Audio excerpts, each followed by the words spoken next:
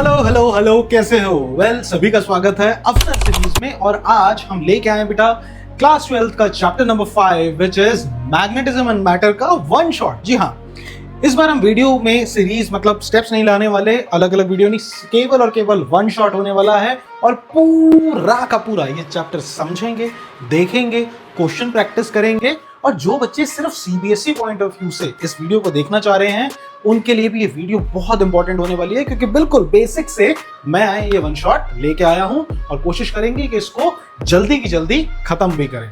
बेटा इससे पहले हमने पहले 4 चैप्टर देख चुके हैं, अगर आपने नहीं देखा तो आप जाओ और वहां जाके क्लिक करो और सबसे पहले वो चारों चैप्टर देखो, समझो कि हमने उन चैप्टर्स में क्या क्या करा है। So without any delay start करते हैं वीडियो। और वेलकम करता हूं सभी बच्चों का जो शायद पहली बार वीडियो देख रहे हैं। So welcome all to physics tips and tricks. और मेरा नाम, जी हाँ, मेरा नाम है वरुण। तो आइए विदाउट एनी डिले फटाफट स्टार्ट करते हैं ये वीडियो। तो बेटा मैग्नेटिज्म एंड मैटर में हमारा टारगेट क्या होने वाला है, ध्यान से सुनो। बहुत ही छोटा सा प्यारा सा क्यूट सा चैप्टर है, टारगेट सुनिए बेटा। शुरुआत में हम इसमें मैग्नेटिज्म एंड मैटर में दो सेक्शन है, जिसमें जो पहला सेक्शन आएगा उसमें हम बहुत बेसिक चीजें देखेंगे। हम देखेंगे कि क्या होती है बार मैग्नेट क्या होती है, हम देखेंगे मैग्नेटिक फील्ड क्या होती है, हम देखेंगे प्रॉपर्टीज क्या होती है। बेटा प्रॉपर्टीज देखने वाले हैं मैग्नेटिक फील्ड की। और एक ऐसा समझ लो कि मैं आपको एक कंपैरिजन देने वाला हूं इलेक्ट्रिकल एंड मैग्नेटिज्म के कॉन्सेप्ट्स में, इलेक्ट्रिकल कॉन्सेप्ट्स और मैग्नेटिज्म के कॉन्सेप्ट्स में। मोटा मोटा जो लब्बे लुबाब है सेक्शन 1 का वो यही है। जैसे ही मैं सेक्शन 2 पे आऊंगा, सेकंड सेक्शन, बेटा ये इस सेक्शन से थोड़ा छोटा होगा, लेकिन वेटेज वाइज यहां से अगर आप सीबीएसई के लिए देख रहे हो तो गारंटीड सवाल आने वाला है। ठीक है, इसमें हम देखने वाले हैं बेटा टाइप ऑफ मटेरियल्स और properties of para, ferro and diamagnetism. ये सब है जो हम देखने वाले हैं। और छोटे मोटे और टॉपिक्स हैं जो इनके बीच में कहीं आएंगे, बट मोटा मोटा this is our target for today. तो ठीक है, तो विदाउट एनी डिले आइए स्टार्ट करते हैं और सेक्शन 1 से देखते हैं कि क्या होती है एक सिंपल मैग्नेट। अब कोई पूछे कि भैया मैग्नेट क्या है, देखो सारी डेफिनेशंस यहाँ पर होंगी मेरे पढ़ाने के बीच में, आप स्क्रीनशॉट लेते रहना। क्या होती है magnet? What is a magnet? Magnet एक ऐसी वस्तु, कुदरत ने एक ऐसी वस्तु दी है भैया जिसके अंदर कुछ अजीबोगरीब सी ऐसी प्रॉपर्टी है कि वो खुद की मैग्नेटिक फील्ड पैदा कर देती है। हम और आप तो नहीं कर रहे, मैं तो लेटा हुआ ऐसे हाथ नहीं करता कि सारा का सारा ये जो कैमरा है वो सेटअप मेरे हाथ पे आ जाए, या लोहे को मैं तो अट्रैक्ट कर नहीं पा रहा। लेकिन कुदरत ने एक मटेरियल ऐसा बनाया है जिसको अपन मैग्नेट के नाम से जानते हैं, और उसके अंदर ये प्रॉपर्टी है। तो ऐसा क्या है उसमें, उसी को एक्सप्लोर करना है। तो सबसे पहले क्या है उसमें, कॉज से पहले हम देखते हैं मैग्नेट क्या है। तो कोई भी ऐसी वस्तु मटेरियल जो कि बहुत ही स्ट्रॉन्ग मैग्नेटिक फील्ड बनाए, और जैसे कुछ जो स्ट्रॉन्ग मेटल्स हैं उनको अट्रैक्ट करने की क्षमता रखे, बेटा वही आपके पास, उसी को आप मैग्नेट कहते हो। अब नेचर में कितने तरीके के, 2 तरीके के मैग्नेट आपको मिलते हैं। एक तो आपको मिलता है ये, इसको बोलते हैं बेटा लोडस्टोन, ठीक है ना। ये लोडस्टोन नाम का मटेरियल है जो आपको कुदरत में मिलता है, जिसके अंदर ये बहुत ही जबरदस्त क्षमता होती है कि खुद से अट्रैक्ट कर पाए। असली में कुछ भी नहीं है, एल्यूमिनियम, निकल और कोबाल्ट का एक तरीके से ये अलॉय है। ठीक है, इनसे बना है, एल निको भी कहा जाता है। दूसरा आर्टिफिशियल मैग्नेट, आपने देखा होगा, हमने मूविंग चार्जेस एंड मैग्नेटिज्म में हमने ये पूरा का पूरा एक आर्टिफिशियल मैग्नेट देखी है ना, एक सोलिनॉइड देखा है जो एक खुद की चुंबक बनाता है। तो ये एक आर्टिफिशियल मैग्नेट है और ये एक नेचुरल मैग्नेट है कि कुदरत ने खुद से दिया। अभी मैं इसका कॉज भी बताऊंगा कि क्या है ऐसा इसमें जो मैग्नेटिज्म क्रिएट करता है। ये तो हमें पता है, बैटरी लगाते हैं, करंट जाता है, करंट मैग्नेटिज्म क्रिएट करता है, इसका तो हमें पता है। तो ये है टाइप ऑफ मैग्नेट और ये है सिंपल मैग्नेट है क्या। आइए बेटा आगे बढ़ते हैं, देखते हैं बार मैग्नेट। बार मैग्नेट के बारे में सारी चीजें फटाफट जान लेते हैं। बेटा एक बार मैग्नेट में 2 पोल होते हैं, एक होता है नॉर्थ और एक होता है साउथ। इसमें आपने देखा है कि जो मैग्नेटिक फील्ड होती है वो बेटा नॉर्थ से निकल के साउथ की तरफ जाती है, नॉर्थ से निकल के साउथ, और अंदर साउथ से नॉर्थ अंदर जाती है, ऐसे बाहर आती है बेटा कुछ ऐसे। ये मैग्नेटिक फील्ड लाइंस मैंने बनाई है, ठीक है, नॉर्थ से साउथ। तो ये आपको पता होना चाहिए कि bar magnet consist of two equal and non separable magnetic poles. इसका क्या मतलब है नॉन सेपरेटेबल मैग्नेटिक पोल? कि भैया एक नॉर्थ है और एक साउथ है। तो अगर मेरे पास एक मैग्नेट है, लेट्स से मेरे पास मान लीजिए एक ये मैग्नेट है, ठीक है, थोड़ी बड़ी कर देते हैं इसको। मान लीजिए मेरे पास एक मैग्नेट है, ठीक है, और मैंने इसको कुछ ऐसा करा कि मैंने इसको बीच में से तोड़ दिया। मैंने इसको बीच में से तोड़ दिया, ये मैंने बीच में से इसको तोड़ दिया। तो जब ये पूरी मैग्नेट थी तब मेरे पास एक नॉर्थ और एक साउथ पोल था, लेकिन जैसे मैं इसे तोड़ दूंगा तो इसमें एक अल्टरनेटिव साउथ और नॉर्थ पोल बेटा बन जाएंगे। मतलब इसको ऐसे तोड़ के आप सोचो कि नॉर्थ अलग हो जाएगा, साउथ अलग हो जाएगा, ये पॉसिबल नहीं है। इसका बेटा सिंपल सा ही मतलब, ठीक है।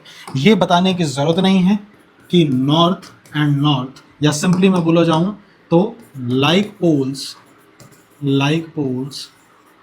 रिपेल ईच अदर, एंड दूसरा unlike poles attract each other. ये तो आप जानते हैं कि लाइक पोल अट्रैक्ट करेंगे, अनलाइक पोल एक दूसरे को, अनलाइक पोल अट्रैक्ट करेंगे, लाइक पोल रिपेल करेंगे। उसके अलावा बेटा ये मैग्नेटिक फील्ड लाइंस के बारे में भी देख लेते हैं। तो ध्यान से देखो, ये क्लोज लूप बना रही है ना। आप बोल सकते हैं कि इसकी डायरेक्शन क्या है, तो आप बोल सकते हो नॉर्थ टू साउथ, कहां? आउटसाइड द मैग्नेट, और south to north inside the magnet. ठीक है, क्या ये बात आप समझे? इतना है बार मैग्नेट के बारे में जो आपको बेटा पता होना चाहिए। आइए आगे बढ़ते हैं, नेक्स्ट पे देखते हैं। नेक्स्ट हमारे पास क्या है? अब बार मैग्नेट से रिलेटेड कुछ बेसिक बातें हैं जो आपको पता होनी चाहिए। पहली सुनिए, पहली है बेटा पोल स्ट्रेंथ। इसको ना बेटा स्मॉल एम से डिनोट करते हैं, है ना, स्मॉल एम से। मतलब इस नॉर्थ पोल की जो भी अट्रैक्ट करने की क्षमता है, अट्रैक्ट करने की या रिपेल करने की जो क्षमता है, उसको हमने मैग्नेटिक पोल स्ट्रेंथ का नाम दिया, और इसको बेटा स्मॉल एम से डिनोट करा जाता है। ऐसे ही साउथ पोल की भी कुछ क्षमता है तो इसको एम का नाम दिया। याद रखना, पोल स्ट्रेंथ क्या है? Pole strength can be defined as the strength of a magnetic pole to attract magnetic material towards itself, है ना। ये कितना अट्रैक्ट कर सकता है, वो पोल स्ट्रेंथ है। इसको एम से डिनोट करते हैं, और याद रखना इसकी यूनिट बहुत इंपॉर्टेंट है। इसकी यूनिट होती है एम्पियर मीटर। कितनी? Ampere metre is the unit of magnetic pole strength. ये आपको पता रहना चाहिए। इसके अलावा ये कैसी क्वांटिटी है? एक स्केलर क्वांटिटी है, मतलब ये law of vector addition follow नहीं करती। This is the first part जो आपको पता होना चाहिए। दूसरा देखिए, दूसरा है ज्योमेट्रिकल लेंथ ऑफ मैग्नेट। ये क्या होता है ज्योमेट्रिकल लेंथ? देखो, ज्योमेट्रिकल लेंथ होती है ये लेंथ, ये कितनी बड़ी मैग्नेट है सर? ये इतनी बड़ी मैग्नेट है, ये इतनी बड़ी मैग्नेट है। इसको मैं बोलता हूं geometrical length, LG, geometrical length. ठीक है, इसको LG से नोट करते हैं। भैया 2 मीटर लंबी मैग्नेट है तो उसको ज्योमेट्रिकल लेंथ कहते हैं। It is the actual length of magnet. लेकिन एक होती है मैग्नेटिक लेंथ ऑफ मैग्नेट, इसको LE से डिनोट करते हैं। इसको इफेक्टिव लेंथ भी कहते हैं। इफेक्टिव लेंथ क्या होती है? देखिए, इसको कहते हैं, देखिए ये नॉर्थ है, ये साउथ पोल है, तो मेरे पास ये है नॉर्थ और साउथ पोल। मतलब अगर मैं सिर्फ मैग्नेटिक लेंथ इसकी देखूं कि चुंबक कितनी बड़ी है, मैं क्या कह रहा हूं, फिजिकल लेंथ की बात नहीं कर रहा, एक्चुअल डायमेंशन की बात नहीं कर रहा। असली में यहां तक नॉर्थ है, यहां तक साउथ है, समझे? तो मेरे लिए ये हो गई इसकी ज्योमेट्रिकल लेंथ। तो इसको हम LE से डिनोट करते हैं, LE से। तो ये इसकी हो गई मैग्नेटिक लेंथ। ठीक है, ये कौन सी है? Magnetic length. मतलब असली में ये जो M है, असली में ये जो मैग्नेटिक पोल है, ये मेरे को यहां मिल रहा है, और दूसरा ये जो मैग्नेटिक पोल है, ये भी मुझे यहां मिल रहा है। आई एम सॉरी। तो आपको बेटा इन दोनों के बीच में एक रिलेशन देखने को मिल रहा है। ये रिलेशन होता है बेटा कि जो आपकी इफेक्टिव लेंथ होती है, देखिए वो छोटी है इस ज्योमेट्रिकल लेंथ से, तो वो होती है 5/6 ऑफ द ज्योमेट्रिकल लेंथ। ये आपके लिए इंपॉर्टेंट है कि L इफेक्टिव लेंथ या L मैग्नेटिक लेंथ होती है 5/6 ऑफ L ज्योमेट्रिकल लेंथ। ये आपके लिए इंपॉर्टेंट है। ठीक है, आइए आगे बढ़ते हैं, फटाफट देखते हैं, वन शॉट को कंप्लीट करते हैं। अब हमारे पास कुछ केसेस हैं, ये भी देखते हैं कि इफेक्ट ऑन पोल स्ट्रेंथ। अभी केस क्या है? फर्स्ट करिए, मेरे पास एक मैग्नेट है और मैंने उसको कट कर दिया 2 इक्वल पार्ट में। मतलब मेरे पास फर्स्ट करिए एक मैग्नेट है, let's say this is the magnet, ये मैग्नेट है मेरे पास, ये मैग्नेट है, और मैंने इसको कट कर दिया। तो शुरुआत में इसकी पोल स्ट्रेंथ M थी बेटा, M। अब मैं इसे कट कर रहा हूं, मैंने इसे कट करा कुछ ऐसे। तो कट करने पे हमने ये चीज देखी कि मैं भले ही इसको कितना भी कट कर दूं, इसमें एक अल्टरनेटिव साउथ और नॉर्थ पोल बन जाएंगे और इसकी पोल स्ट्रेंथ में कोई इफेक्ट नहीं रहेगा, फिर से वो m ही रहेगी कट करने के बाद। तो आप बोल सकते हैं नो इफेक्ट, नो इफेक्ट, कोई इफेक्ट नहीं आएगा। But what if the bar magnet is cut from the length या अलोंग दी लेंथ, मतलब मैंने इसको कैसे काटा, मैंने इसको ऐसे काटा, मैं इसको ऐसे काट दूं, ऐसे अलोंग द लेंथ, ऐसे इसको मैं काट दूं। तो जब मैं ऐसे काटूंगा तो मेरे को अल्टीमेटली मुझे क्या मिलेगा, अगर मैं ऐसे काटूंगा तो मुझे अल्टीमेटली कुछ ये लेंथ मिल जाएगी, ऐसी लेंथ मिलेगी।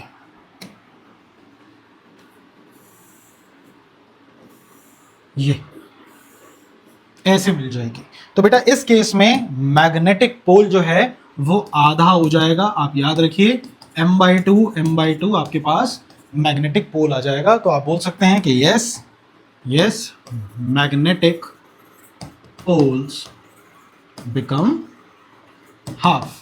ठीक है बेटा, आधा हो जाएगा। उसके अलावा the bar magnet is bent, bar magnet is bent मतलब आपने इसको बेंड कर दिया। कैसे कर दिया, मान लीजिए ऐसे थी लेकिन अब आपने इसको ऐसे कर दिया, आपने इसको ऐसे कर दिया। तो ऐसे करने पे भी याद रखिएगा मैग्नेटिक पोल्स में कोई इफेक्ट नहीं आएगा, जो पहले थे वही बाद में भी बेटा रहेंगे। ठीक है। Last the bar magnet is joint, आपने इसको ज्वाइन कर दिया, मतलब आपने इस बार मैग्नेट को ऐसे ज्वाइन कर दिया, मान लीजिए एक ऐसे और दूसरी ऐसे, दूसरी ऐसे, तो भी इसकी मैग्नेटिक पोल स्ट्रेंथ में कोई इफेक्ट नहीं आएगा। तो आप बोल सकते हैं no effect in the net magnetic pole strength. तो this is important, I hope ये समझ आया होगा। तो कोई इफेक्ट नहीं आने वाला, तो आई होप ये समझ आया होगा। आइए देखते हैं कुछ एक सवाल इससे रिलेटेड। देखिए आपको क्या कह रहा है, कह रहा है consider a short magnetic dipole of magnetic length 10 centimetre, मतलब आपको मैग्नेटिक लेंथ एल इफेक्टिव दे रखा है 10 सेंटीमीटर और आपसे पूछा है ज्योमेट्रिकल लेंथ बताइए। ठीक है, एल जी बताइए। तो बड़ा आसान है, आप जानते हैं ज्योमेट्रिकल लेंथ क्या होती है, 5/6 times of magnetic length. I am sorry, consider short magnetic dipole, magnetic length is 10 centimetre. Okay, तो ठीक है, एल इफेक्टिव सही है, 10 सेंटीमीटर दे रखा है आपको। ठीक है, आई एम सॉरी, मैं शायद फॉर्मूला गलत लिख रहा हूँ। तो हमको पता है कि L effective is the 5/6 times of L geometric. Yes, तो L effective is 10 centimetre is 5/6 of L geometric, यानी ज्योमेट्रिकल लेंथ जो आपके पास आएगी वो आएगी 60/5 सेंटीमीटर, मतलब 12 centimetre. Yes, now this is correct. तो 12 सेंटीमीटर आपकी ज्योमेट्रिकल लेंथ है। ज्योमेट्रिकल लेंथ हमेशा मैग्नेटिक लेंथ से बड़ी होती है, 10 सेंटीमीटर से बड़ी होती है, तो 12 centimetre is the correct answer. Next देखते क्या कह रहा है, a thin bar magnet of length 12 is bent at the mid point. देखिए ये कह रहा है कि आपके पास एक बार मैग्नेट है, ठीक है, एक पतली बार मैग्नेट है और इसकी लेंथ कितनी बताई उसने इसकी लेंथ बताई 12। कितनी लेंथ है इसकी, 12 लेंथ है। उसने कहा कि इसने इसे बीच में से ऐसे मोड़ दिया, कितने एंगल पे, 60 डिग्री पे। मतलब अब आपको ये कैसी दिख रही है, अब आपको ये ऐसी दिख रही है।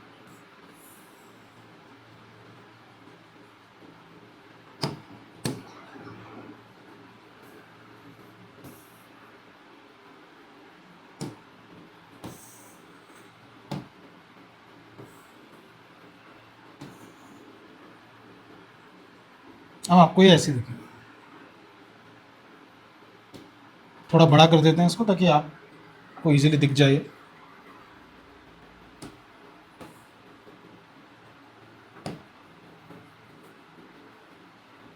That's it.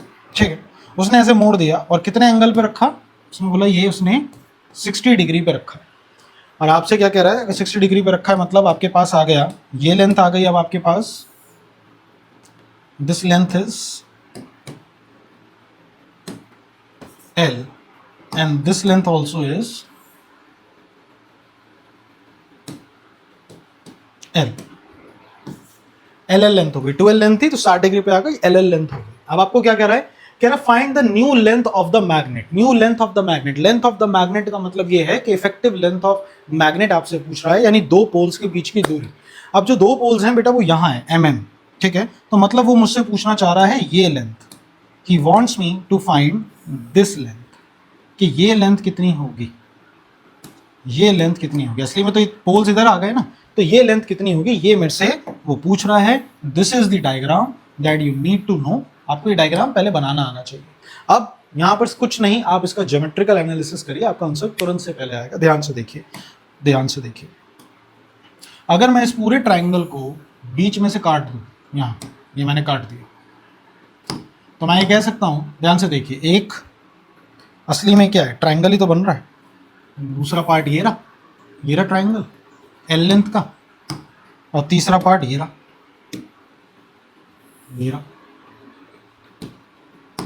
ठीक है ना, जाहिर सी बात है, अगर ये 60 डिग्री है, ये 60 है, तो इसका मतलब ये कितना हो जाएगा, ये कितना है, मतलब सर ये है 30 डिग्री और ये भी है 30 डिग्री, सर ये 90, तो 30 + 90 120, तो ये एंगल कितना आया, ये एंगल आया सर 60 डिग्री, ये एंगल आया सर 60 डिग्री, मतलब ये दोनों एंगल आपके पास 60 डिग्री आ गए। ठीक है ना, अब ध्यान से देखिए, L का 60 डिग्री वाला कंपोनेंट L का cos 60 हो जाएगा, मतलब ये जो लेंथ होगी ये हो जाएगी L cos 60 डिग्री, और ये लेंथ भी हो जाएगी L का cos 60 डिग्री, मतलब आपका फाइनल आंसर जो होने वाला है वो होना चाहिए 2 का L cos 60 degree. And what is L cos 60? cos 60 is 1/2, यानी final answer is L। So effective length L effective is L, simple, L is your answer. ठीक है, so that is how you do it, simple सा सवाल। आइए फटाफट आगे बढ़ते हैं, देखते हैं नेक्स्ट सवाल। आइए नेक्स्ट हमारे पास मैग्नेटिक फील्ड लाइंस। वैसे मैंने मूविंग चार्जेस और मैग्नेटिज्म में इसको अच्छे से समझाया था, आइए एक बार और इसको गो थ्रू करते हैं, बढ़िया से समझते हैं। ध्यान से देखिए क्या कह रहा है, हम देखने जा रहे हैं मैग्नेटिक फील्ड लाइंस क्या होती है। मैग्नेटिक फील्ड लाइंस मतलब ये जो मैंने बाहर मैग्नेट के चारों ओर मैग्नेटिक फील्ड लाइंस ये जो बनाई है ना, इनको ही मैग्नेटिक फील्ड लाइंस कहते हैं। असली में ये होती नहीं है, इमेजिनरी लाइंस होती है, इसको हम बोलते भी हैं कि these are nothing but imaginary lines. तो इन्हीं इमेजिनरी लाइंस की बेटा हम यहाँ पर प्रॉपर्टीज देखना चाह रहे हैं। 5-6 प्रॉपर्टीज हैं, बहुत बेसिक प्रॉपर्टीज हैं, देखो तुरंत से पहले समझ आती हैं। तो ये कैसी है, इमेजिनरी लाइंस है, जैसे मैंने बताया। आइए डायरेक्ट प्रॉपर्टीज पे आते हैं। पहली प्रॉपर्टी क्या है, the magnetic field lines of a magnet form a close continuous loop. आपने देखा कि जब भी मैं मैग्नेट बनाता हूं तो जो मैग्नेटिक फील्ड लाइंस बनती है, जैसे नॉर्थ से साउथ, तो फील्ड लाइंस कैसे बनती है, ऐसे बनती है, ऐसे आप देख रहे हैं, ऐसे। तो आपने देखा एक पूरा का पूरा छल्ला बना, मतलब क्लोज लूप बना। देखो ये क्लोज और इस तरफ भी क्लोज, तो एक पूरा का पूरा क्लोज लूप बना। क्या आपने ये बात देखी, पूरा का पूरा क्लोज लूप बना, पूरा गोल बन गया। तो वो कह रहा है मैग्नेटिक फील्ड लाइंस हमेशा क्लोज लूप ही फॉर्म करती हैं। ठीक है, अनलाइक इलेक्ट्रिकल फील्ड लाइंस देखी थी आपने, याद है आपको, जब हम पॉजिटिव क्यू चार्ज बनाते थे तो इससे अवे जाती थी और नेगेटिव क्यू चार्ज की तरफ आती थी, याद आया आपको। ठीक है, और अगर कोई पॉजिटिव नेगेटिव नहीं है तो ये कहां जाके टर्मिनेट होती थी, इन्फिनिटी पे। ये कौन सी थी, ये थी इलेक्ट्रिकल फील्ड लाइंस। लेकिन मैग्नेटिक फील्ड लाइन जो है वो क्लोज लूप बनाती है। तो ये फर्क है दोनों में। ठीक है, दूसरा देखते हैं, any point the tangent to the magnetic field lines represent the direction of the magnetic field at that point. बिल्कुल सिमिलर जैसे इलेक्ट्रिकल फील्ड लाइन का होता था कि ये मैग्नेटिक फील्ड लाइन है। अगर आपने पूछा कि भैया सर इस पॉइंट पे मुझे बताओ नेट मैग्नेटिक फील्ड कहाँ होगी, तो मैं इस पे एक कॉमन टेंजेंट बनाऊंगा, दिस इज द टेंजेंट, ये रहा टेंजेंट। तो इस पॉइंट पे मैग्नेटिक फील्ड ऐसे है। आप मेरे से पूछोगे सर इस पॉइंट पे बताओ, तो सेम मैं एक कॉमन टेंजेंट बनाऊंगा, तो मैं बोलूंगा देखो इस तरफ आ रही है।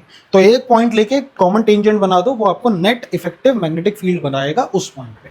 तो बहुत बेसिक से 2 पॉइंट थे। आइए आगे बढ़ते हैं, नेक्स्ट देखते हैं। नेक्स्ट हमारे पास the larger the number of field line crossing per unit area the stronger the magnitude of the magnetic field.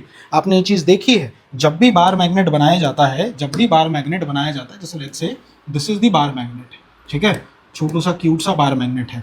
अब इस बार मैग्नेट में जो मैग्नेटिक फील्ड लाइंस अपन बनाते हैं, कैसे बनाते हैं, हम ऐसे बनाते हैं,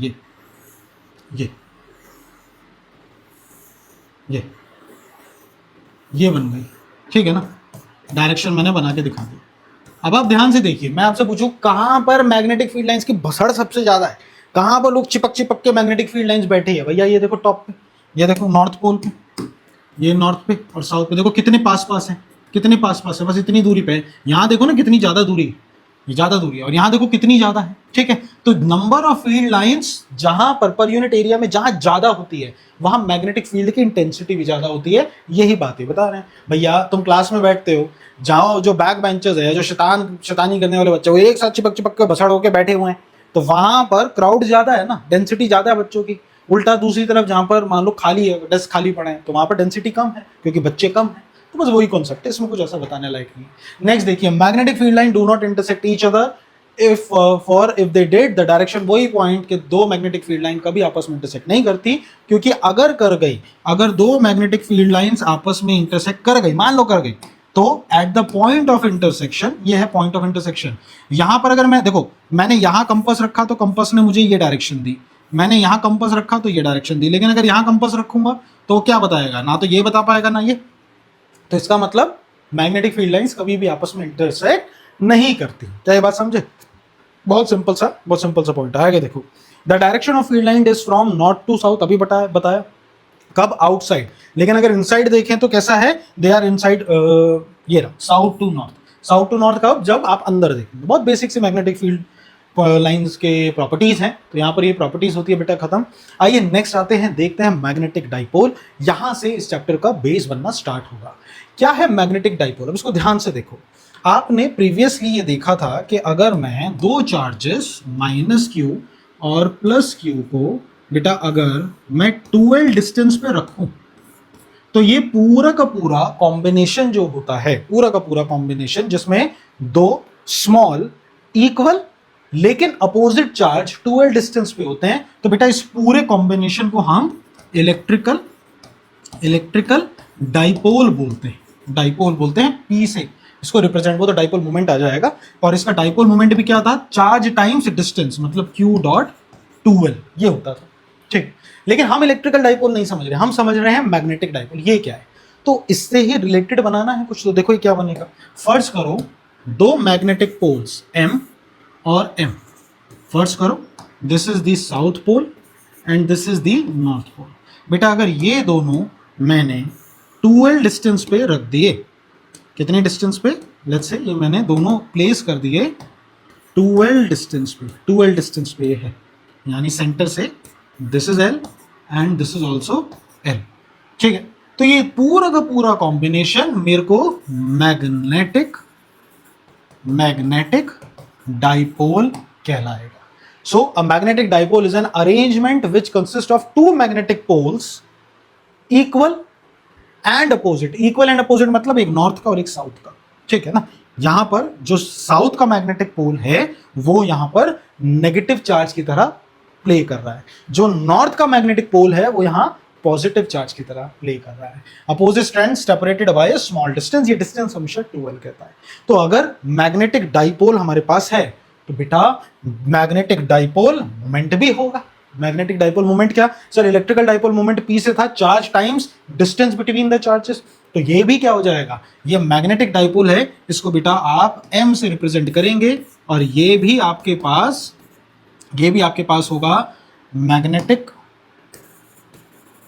magnetic poles times distance between poles, यानी m would be equal to small m dot 2l। क्या आप ये बात समझी? जाहिर सी बात है, this is also a vector quantity. तो सर इसकी डायरेक्शन क्या होती थी, from negative to positive, negative charge to positive. तो इसकी डायरेक्शन कहाँ क्या होगी, फ्रॉम साउथ टू नॉर्थ।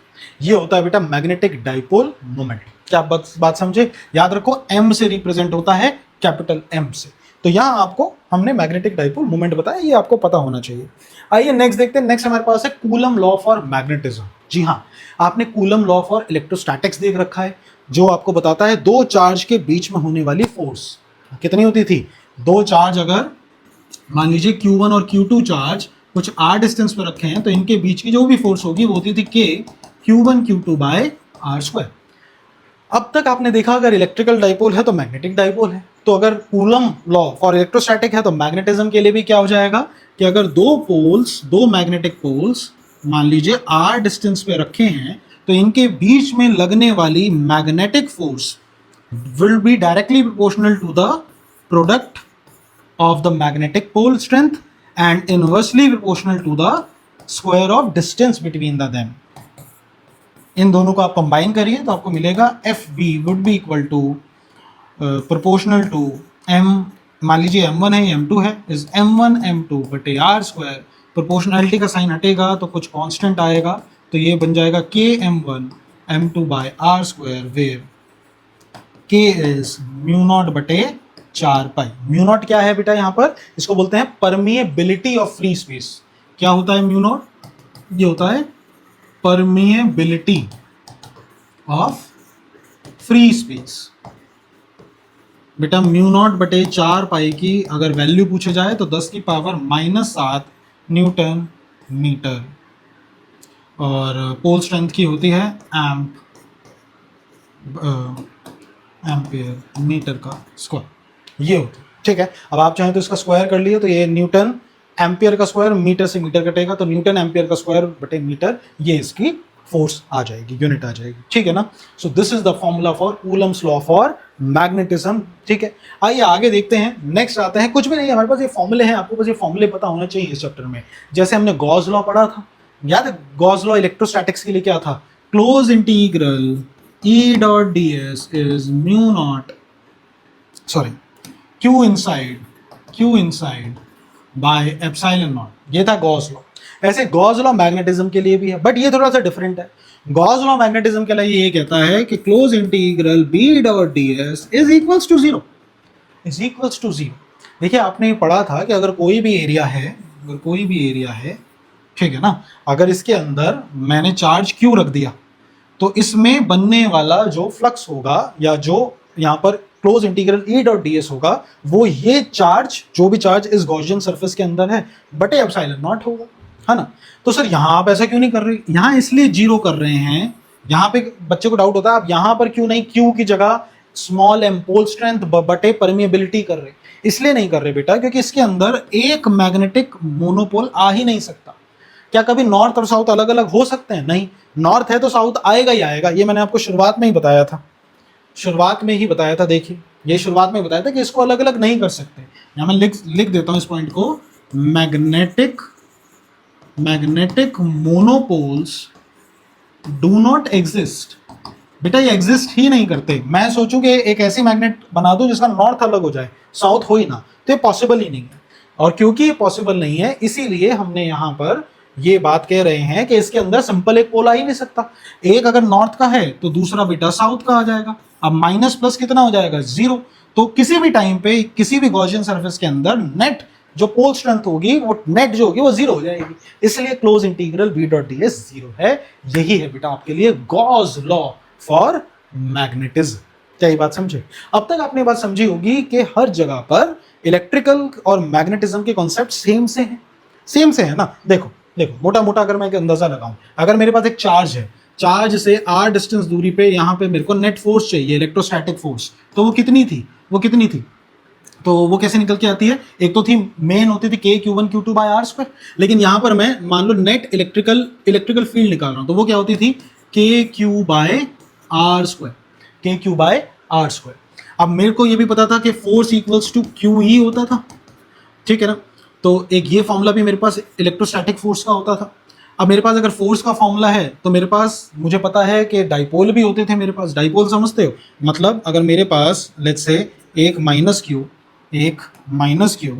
और एक प्लस क्यू मान लो 2l डिस्टेंस पे है, तो याद करो इन दोनों के बीच पे एक्सियल पॉइंट और इक्वेटोरियल पॉइंट, ये दोनों पॉइंट पे नेट इलेक्ट्रिकल फील्ड कितनी होती थी सर, यहाँ आता था 2kp बाय एक्स क्यूब और यहाँ सिंपल आता था -kp बाय एक्स क्यूब, ऐसे करके आता था।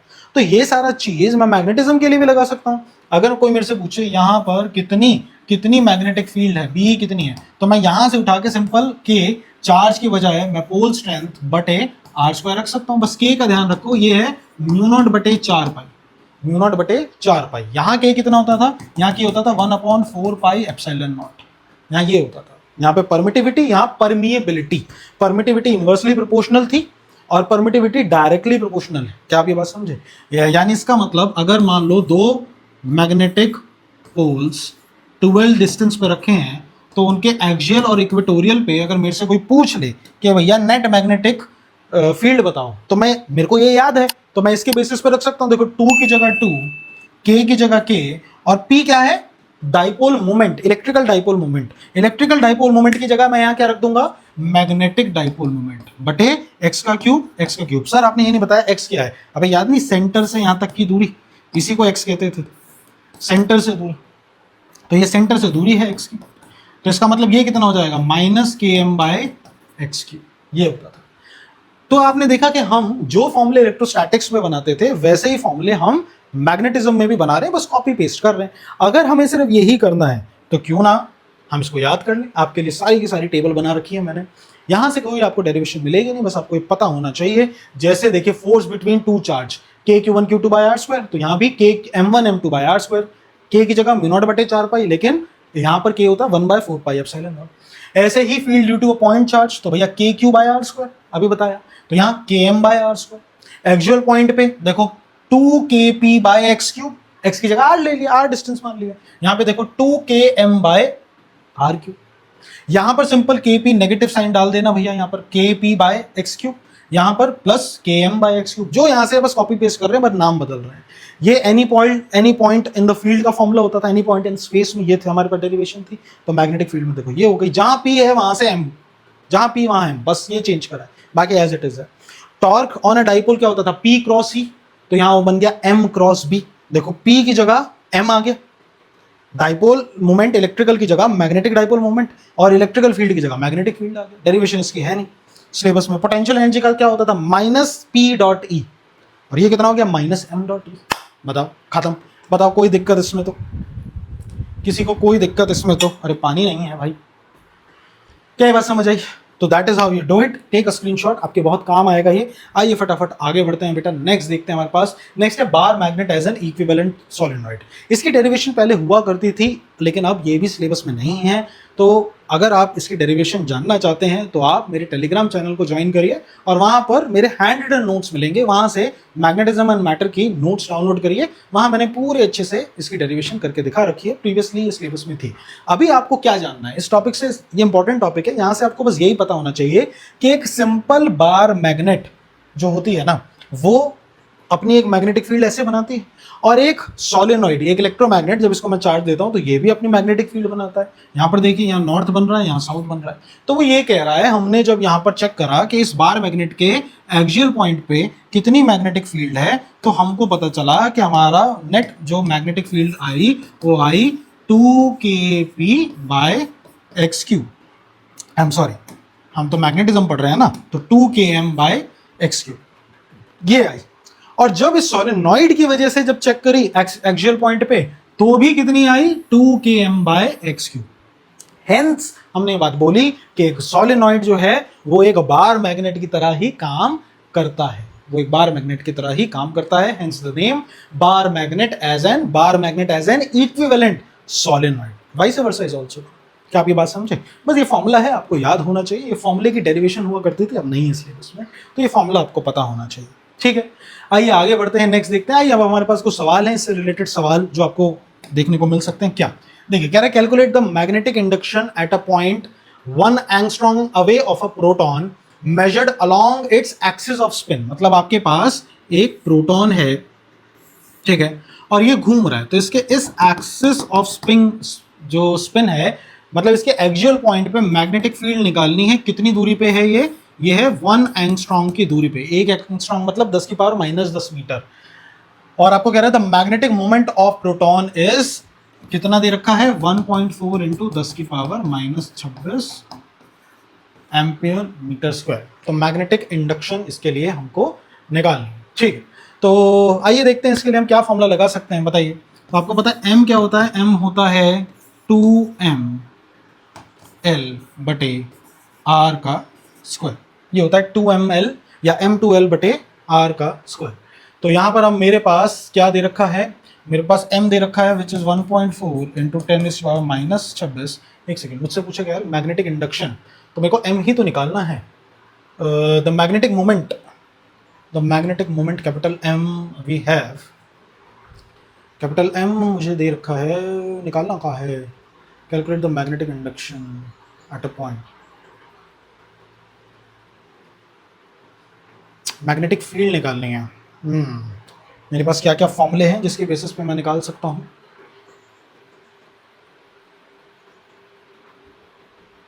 अच्छा, 2m/r³ से यहाँ से निकाल सकते हैं ना, बी एक्चुअली। ओके,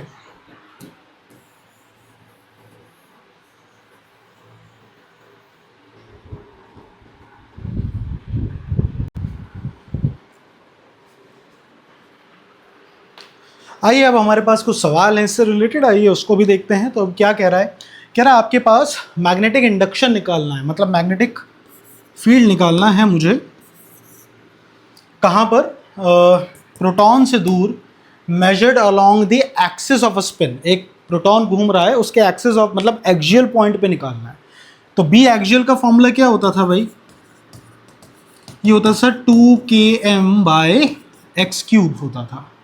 तो बी एक्सियल का फॉर्मूला है 2, के है 10⁻⁻7, मैग्नेटिक मोमेंट है 1.4 तो 10⁻⁻26, और दूरी कितनी है 1 एंगस्ट्रॉम यानी 10⁻⁻10 का क्यूब।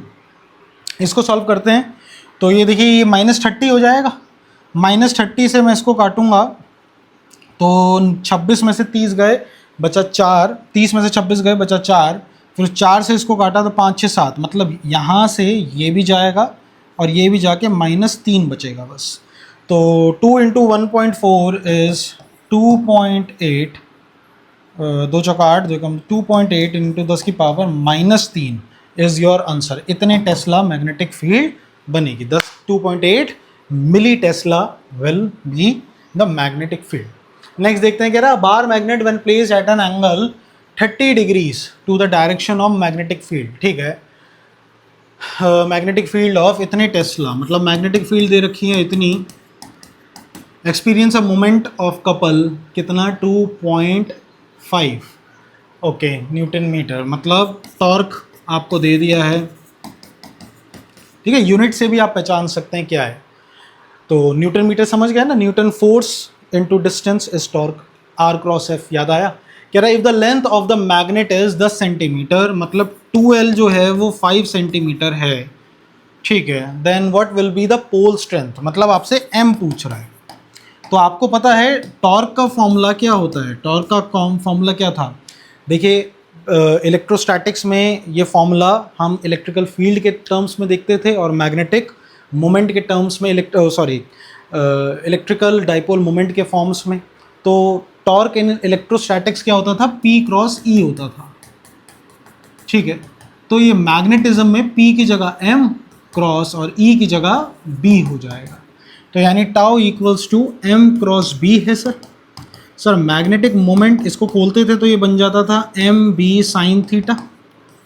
सर M को मैं लिख सकता हूँ M.2L B sin थीटा। मेरे से उसने M पूछा है तो M विल बी टाउ बटे 2LB sin theta. Sir torque है 2.5 × 10⁻⁻6 है, हाँ -6। L कितना है सर? देखो 2L कितना है सर? 5 सेंटीमीटर, मतलब 5 सेंटीमीटर का मतलब 0.05, 1 मीटर इक्वल्स टू 100 सेंटीमीटर, 0.05। तो 2L आ गया। और B कितना है सर? मैग्नेटिक फील्ड कितनी है? ये भी सर 5 है, 5 × 10⁻⁻2। और साइन थीटा, साइन 30 कितना है सर? 1/2 हो जाएगा, 1/2। तो ये ऊपर चला जाएगा, बस इसको काटना। आइए जो कट रहा है उसको काटते हैं। क्या कट रहा है? देखिए सर 10⁻⁻2 से ये जाएगा, 10⁻⁻4 बचेगा। और क्या है, और कुछ कट रहा है सर? इसको देखिए 5, देखिए ये भी, इस डेसिमल को हटाइए तो ऊपर आ जाएगा 100, और इस डेसिमल को हटाइए नीचे आ जाएगा 10। 5 × 5 = 25 से 25 गया, यहाँ से ये गया, आपको क्या मिला? 2 × 10⁻3, 2 × 10⁻3। बाकी सब कुछ कट गया, कुछ नहीं बचा। एक सेकेंड, यहाँ से ये गया, एक सेकेंड, 10⁻⁻4 है, एक सेकेंड, नहीं बचा है। यहाँ से ये गया, यहाँ बचा 10, यहाँ से ये गया तो -3। ठीक है, 2 × 10⁻3। मैं भी कह रहा इतना ज़्यादा कैसे आ रहा है। सो 2 × 10⁻3 ये आई है। ammeter. This is the magnetic pole strength 2 × 10⁻³ So that is how you do it. यहाँ पर हमारा पहला सेक्शन खत्म होता है। आपको बेटा मैं बीच में बता रहा हूँ अफसर सीरीज़ के बारे में। अगर आपको अभी तक हमारा पढ़ाया अच्छा लग रहा है तो हम जेई और नीट लेवल की सीरीज़ चला रहे हैं, अफसर सीरीज़, जो आप यूट्यूब पे जाके देख सकते हैं, जिसमें हमने अब तक काफ़ी वीडियो शूट कर ली, काफ़ी चैप्टर्स कर लिए और पूरा का पूरा सिलेबस हम दिसंबर से पहले कंप्लीट करवा देंगे। ठीक है, तो अगर आप इंटरेस्टेड हैं, all you got to do is go on YouTube, type physics tips and tricks अफसर सीरीज़ और वहाँ आपको हमारी ये सीरीज़ मिल जाएगी। आइए बेटा आगे बढ़ते हैं, इसको आगे बढ़ाते हैं और अब हम जा रहे हैं कॉज ऑफ मैग्नेटिज्म पे, कि भैया कोई भी मैग्नेटिज्म है क्यों, किसकी वजह से मैग्नेटिज्म आया। तो cause of magnetism in material देख रहे हैं, अब इसके पीछे का रीज़न समझते हैं। ध्यान से देखिए अगर आप, मैं, पंखा, ये बोर्ड, ये मेरा हाथ, अगर इस पे जूम करके देखें तो हर चीज़ किससे बनी है? हर चीज़ एटम से बनी है।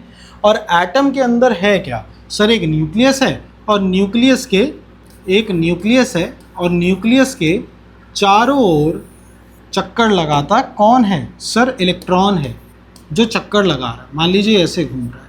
अगर इलेक्ट्रॉन ऐसे घूम रहा है तो इसका मतलब इस इलेक्ट्रॉन की वजह से बेटा कुछ स्मॉल करंट भी बन गया होगा जो ऐसे घूमेगा। मतलब करंट ऐसे घूम रहा है क्लॉकवाइज। ठीक है, अब आप बताइए अगर करंट ऐसे घूम रहा है लूप में आई, तो इस करंट की वजह से नीचे सर नॉर्थ और ऊपर साउथ पोल बनेगा। मतलब ये मैग्नेटिक फील्ड बनेगी, हाँ या ना? ऐसा बनेगा। ये सारा कुछ किसकी वजह से हो रहा है? ये सारा कुछ हो रहा है इस एक इलेक्ट्रॉन की वजह से, इस एक इलेक्ट्रॉन की वजह से। और ये इलेक्ट्रॉन का घूमना तो सभी के अंदर है, आपके, मेरे, सभी जितने भी एटम्स हैं उनके अंदर। मतलब सभी छोटा छोटा करंट बना रहे हैं, मतलब सभी छोटी छोटी मैग्नेटिक फील्ड बना रहे हैं। और ज़रूरी नहीं है इलेक्ट्रॉन की वजह से भी है। यहाँ पर जो न्यूक्लियस है, जो प्रोटॉन है, अगर इलेक्ट्रॉन ना भी हो तो स्पिन एंगुलर मोमेंटम तो न्यूक्लियस का भी होता है, वो भी घूमता है अपनी जगह पर। जैसे पृथ्वी सूरज के चारों ओर घूमती है और अपनी एक्सिस पे भी घूमती है, वैसे ही ये सेम इलेक्ट्रॉन के पास भी है। सबके पास अपना स्पिन एंगुलर मोमेंटम है, घूम रहा है तो मैग्नेटिक फील्ड है। इसका मतलब यही रीज़न है मटेरियल में मैग्नेटिज्म का। मतलब हर एक के अंदर कुछ मैग्नेटिज्म है। लेकिन सर ऐसा हमारे अंदर तो मैंने महसूस नहीं करा। मैं सर अगर किसी लोहे पे हाथ लगाऊं तो अगर मेरे अंदर मैग्नेटिज्म है तो लोहा मेरी तरफ तो खींच के नहीं आ रहा है ना। चुंबक के साथ तो समझ आता है कि उसमें क्यों, मेरे साथ ऐसा तो नहीं होता। क्यों? क्योंकि ये देखा गया बेटा कि ऐसा एक इलेक्ट्रॉन तो नहीं, ऐसे तो बहुत सारे इलेक्ट्रॉन्स हैं।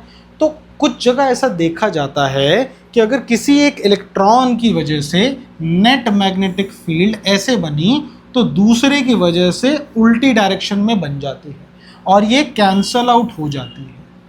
क्या आप समझे? और मोस्ट ऑफ मटेरियल के साथ यही होता है कि कोई एग्जांपल बिल्कुल बेसिक लेमैन टर्म्स में समझा रहा हूँ। कोई एक इलेक्ट्रॉन ऐसे घूम रहा है तो दूसरा इलेक्ट्रॉन ऐसे घूम रहा है। देखो ऐसे ऐसे घूम रहे हैं, एक ऐसे तो दूसरा ऐसे, तो ऐसे ऐसे घूम रहे हैं, ऐसे ऐसे। अब इसकी वजह से जो मैग्नेटिक फील्ड होगी और इसकी वजह से जो मैग्नेटिक फील्ड होगी, दोनों की मैग्नेटिक फील्ड एक दूसरे के अपोजिट होगी तो नेट जीरो हो जाएगा। इस वजह से कुछ ऐसे एलिमेंट्स हैं जो डायामैग्नेटिक होते हैं। क्या आप समझे? और कुछ ऐसे एलिमेंट्स हैं जो फेरोमैग्नेटिक, जो बहुत बढ़िया मैग्नेटिज्म बनाते हैं। क्यों? क्योंकि उनकी जो नेट मैग्नेटिक फील्ड है या नेट मैग्नेटिक डाइपोल मोमेंट है वो सब अलाइंड होते हैं एक साथ, कुछ के कैंसल आउट हो जाते हैं। तो इन्हीं वजहों से हमने पूरे के पूरे मटेरियल को 3 पार्ट्स में बांटा गया है। 3 पार्ट्स क्या? कुछ ऐसे होते हैं बेटा जो डायमैग्नेटिक होते हैं, मतलब खुद की मैग्नेटिक फील्ड नहीं बना पाते, बल्कि एक्सटर्नल मैग्नेटिक फील्ड में इनको रख दो तो ये रिपेल मारते हैं। रिपेल, अट्रैक्ट होने से तो कहते हैं रिपेल। सर डायमैग्नेटिक कौन है? सब लोग, तुम और मैं भी डायमैग्नेटिक है भाई। हमारे शरीर में पानी तो है और देखो वाटर और गोल्ड एग्जाम्पल है डायमैग्नेटिक का। तो मतलब अगर एक्सटर्नल मैग्नेटिक फील्ड में रख दो तो हम लोग रिपेल करेंगे उसे, रिपेल। तो ये है diamagnetic substance. Antimony, gold, quartz, water, ये सब डायमैग्नेटिक है ना। क्यों? क्योंकि हमारे अंदर और पानी के अंदर भी सेम प्रॉपर्टी है कि जो इनके इलेक्ट्रॉन जो dipole moment, magnetic dipole moment बना रहे हैं वो एक दूसरे के अपोजिट है, तो नेट बचता ही नहीं। ठीक है, बल्कि हम अपोज करते हैं मैग्नेटिक फील्ड को। दूसरा है पैरामैग्नेटिक। ये कौन कौन है? जैसे एल्यूमिनियम है, क्रोमियम है, प्लैटिनम है। ये क्या है? इनमें जो कुछ डाइपोल मोमेंट बनता है, इनमें कुछ डाइपोल मोमेंट बनता है, कुछ डाइपोल मोमेंट इनका मैग्नेटिक डाइपोल मोमेंट बन जाता है। तो कुछ बनता है इसलिए ये अट्रैक्ट करते हैं मैग्नेटिक फील्ड में। और सबसे तगड़े तो हैं बेटा ये ना पीजे, ये पीजे है पुअर जोक। आयरन का मतलब ये आयरन नहीं, स्त्री नहीं, लोहा, लोहे की बात है। तो आयरन, निकल, कोबाल्ट, स्टील, एल्निको ये क्या है? ये ऐसे हैं जिनके डाइपोल मोमेंट मतलब इनके इलेक्ट्रॉन्स कुछ ऐसे घूम रहे हैं और ये ऐसा पेयर बना रहे हैं कि आपस में सारे डाइपोल मोमेंट फट से एक तरफ अलाइंड है, सारे एक तरफ देख रहे हैं बढ़िया से। तो जैसे मैग्नेटिक फील्ड आती है फट से अट्रैक्ट करते हैं, ठीक है। तो ये ऐसे हैं कि सब एक साथ समझ लो, सब एक साथ वो कर रहे हैं।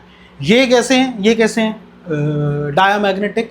ये इनका समझ लो, इनका ये हिंदू मुस्लिम चल रहा है किसी तरीके से, है ना। इस वजह से बाहरी जो भी आ रहा है वो लड़ाई करके चला जाता है, ठीक है ना। ये बढ़िया एक साथ एक तरफ अलाइंड है, ये बीच कहीं बीच में है ना, तो बहुत अच्छे से अलाइंड हैं कि बहुत तेज़ी से अट्रैक्ट कर रहे हैं, और ना एक दूसरे के साथ इतना बुरी तरीके से भसड़ मचा रखी है कि मतलब कि कुछ भी नहीं मिला। छोटा मोटा बीच के मामला चल रहा है।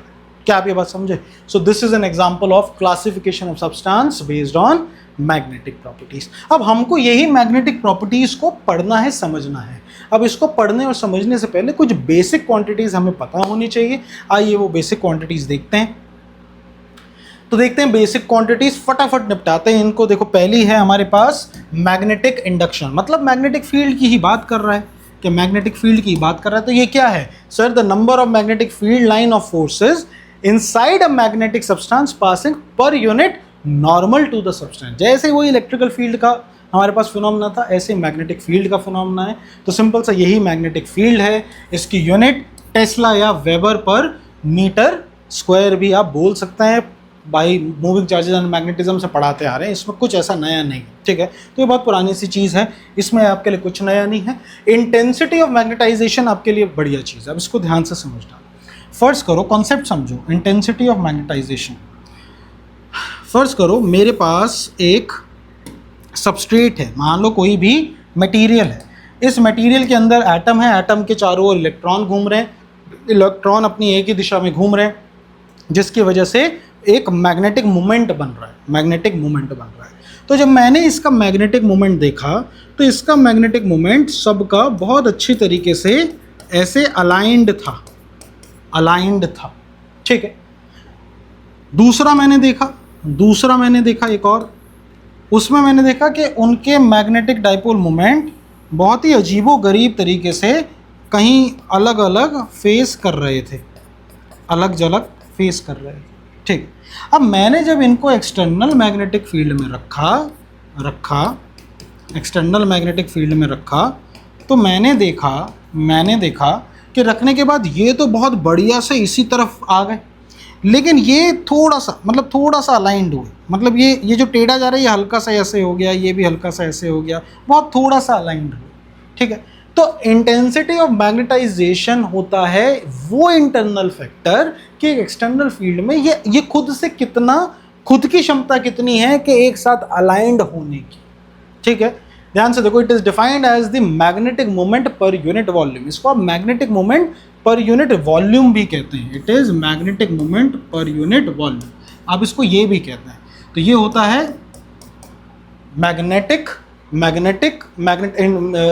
इंटेंसिटी ऑफ मैग्नेटाइजेशन या मैग्नेटाइजेशन वेक्टर भी इसको कहते हैं। ध्यान से देखो, अगर हम इसको चाहें तो मैं कैपिटल M को m.2l भी लिख सकता हूँ और वॉल्यूम को मैं एरिया इंटू लेंथ भी लिख सकता हूँ। देखिए लेंथ से लेंथ जाएगा 2m/a आ जाएगा। सर इसकी यूनिट देखिए मैग्नेटिक पोल स्ट्रेंथ की यूनिट कितनी होती थी सर? एम्पियर मीटर, और a की होती थी मीटर स्क्वायर, m से स्क्वायर गया तो एम्पियर पर मीटर इसकी यूनिट आई। यही यहाँ पर लिखी हुई है, एम्पियर पर मीटर, ठीक है ना। तो इंटेंसिटी ऑफ मैग्नेटाइजेशन होता है टोटल नेट एक्सटर्नल फील्ड की वजह से कितने डाइपोल अलाइन हो गए पर यूनिट वॉल्यूम में कितने एक साथ अलाइन हो गए। ये समझ लो इंटरनल फैक्टर है। इंटरनल फैक्टर मतलब इसको ऐसे समझो कि तुम मार्केट में बैठ गए, ये मैग्नेटिक फील्ड मार्केट है।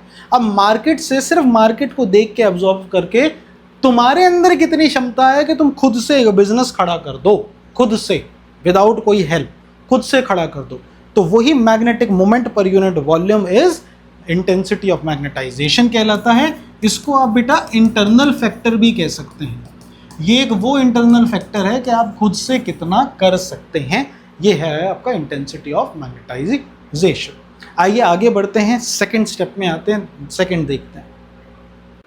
आइए बेटा नेक्स्ट देखते हैं। नेक्स्ट है हमारे पास मैग्नेटिक इंटेंसिटी। मैग्नेटिक इंटेंसिटी इसको बेटा कैपिटल एच से रिप्रेजेंट करते हैं। अब मैग्नेटिक इंटेंसिटी होता क्या है, इसकी एक छोटी सी फील आपको दे देता हूं। आप इसको ऐसे समझो कि आप लोग कोई बिजनेस स्टार्ट कर रहे हो और बिजनेस स्टार्ट करने के लिए आपने अपने बलबूते पे जितना कर सकते थे आपने उतना कर लिया, ठीक है। तो अपने बलबूते पे मतलब इंटरनल फैक्टर, इंटरनल फैक्टर मतलब आई, आई जो अभी अभी पढ़ा है, तो वो तो था इंटरनल फैक्टर। लेकिन अब आपको पता चल गया कि भैया हम अपना मैक्सिमम कर चुके हैं, अब हमको जरूरत है फंडिंग की, ठीक है। तो आप जाओगे फंड रेज करने। फंडिंग के लिए जब आप जाओगे तो अब फंडिंग मिलने से आपका बिजनेस कितने ज्यादा ग्रो कर जाता है, तो वो जो फंडिंग मिलना है ना, वो है बेटा आपका कैपिटल एच। मतलब आपकी नेट डाइपोल मोमेंट पे कितना ज्यादा इंक्रीज हो सकता है उस एक एक्सटर्नल फैक्टर की वजह से। वो एक्सटर्नल फैक्टर ही आपका मैग्नेटिक फील्ड स्ट्रेंथ है बेटा, कैपिटल एच। हमेशा याद रखना, it is nothing but the external factor, nothing but the external factor. ये एक एक्सटर्नल फैक्टर है, एक्सटर्नल फैक्टर, बाहरी वो फैक्टर जिसकी वजह से आप अपना इंटरनल फैक्टर और ज्यादा बढ़ा सकते हो, समझे, और ज्यादा बढ़ा सकते हो। तो क्या है, the capability of magnetic field to magnetize the substance is expressed in terms of vector H. Capital H के रूप में आप इसको रिप्रेजेंट करते हो बेटा। इसकी यूनिट भी बिल्कुल सेम है, यानी एम्पियर पर मीटर इसकी यूनिट है। अगर मैं इसको एक बार लिख के दिखाऊं तो ध्यान से देखो। आप इसको ऐसे बता सकते हो कि जो मैग्नेटिक फील्ड होती है ना, अब वो जितना अभी तक हमने पढ़ा वो बेटा डायरेक्टली प्रोपोर्शनल है, net magnetic field directly proportional है कुछ इंटरनल फैक्टर प्लस कुछ एक्सटर्नल फैक्टर के। ये एक्सटर्नल फैक्टर है, ठीक है ना। अब ध्यान से देखो, इसको अगर मैं प्रोपोर्शनैलिटी का साइन हटाऊंगा तो एक कांस्टेंट आएगा जिसको हम बोलते हैं mu not I plus H. यहां से अगर आप चाहो तो एच की वैल्यू निकाल सकते हो, which is B net but A mu not minus I. बेटा this is the formula for capital H which is nothing your magnetic intensity. I hope ये आपको समझ आया होगा। एच का फॉर्मूला क्या है, बी नेट बटे म्यू नॉट माइनस आई। तो एक बड़ा सिंपल सा बेसिक सा फॉर्मूला है, इसको आपको ध्यान रखना है कि कैपिटल एच के लिए क्या फॉर्मूला आप यूज कर सकते हो, ठीक है।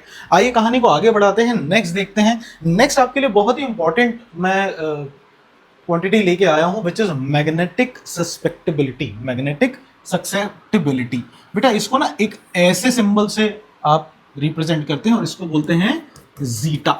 जीटा भी क्या है, जीटा बोलो, this is not G zeta but zeta, ठीक है। इसको जीटा से रिप्रेजेंट करते हैं। अब इसको कुछ आप ऐसे समझो, मैं बहुत बेसिक टर्म्स में समझा रहा हूं। देखो पहले मैंने समझाया इंटरनल फैक्टर कैपिटल आई, फिर समझाया एक्सटर्नल फैक्टर कैपिटल एच, और अब मैं आपको समझाने वाला हूं जीटा यानी सस्पेक्टेबिलिटी। देखो ऐसे समझो, आप खुद से कितना बिजनेस कर सकते थे, खुद से कितना ज्यादा आपकी कैपेबिलिटी है कि आप बिजनेस को खुद से आगे लेके जा सकते थे, वो था आपका इंटरनल फैक्टर, ठीक है।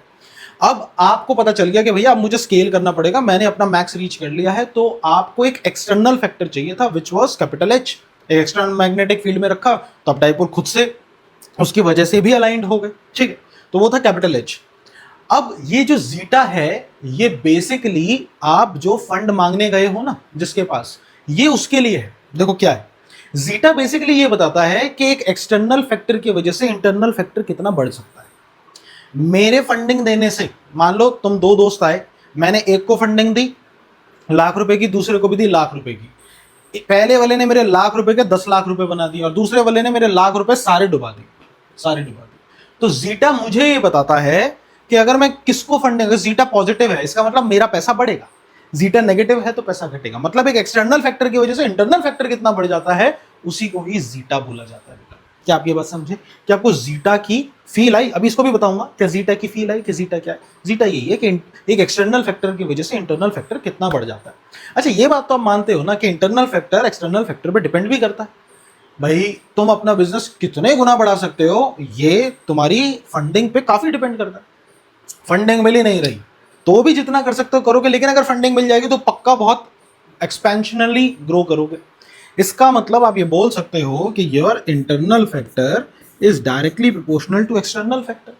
बेटा अगर मैं इक्वल टू का साइन लाऊं तो यहां जो कांस्टेंट आएगा वही है आपका जीटा। और यानी सस्पेक्टेबिलिटी इक्वल्स टू आई बटे एच। क्या आया? आई बटे एच। बेटा दोनों की यूनिट सेम थी तो डायमेंशन सेम थी, मतलब ये एक डायमेंशनलेस क्वांटिटी बन गई। क्या आपको ये समझ आया?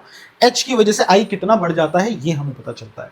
अब सोचो, मैंने 1 लाख रुपए की फंडिंग दी, तुमने मेरे 1 लाख के 10 लाख बना दिए, मतलब तुम्हारा जीटा पॉजिटिव, समझे?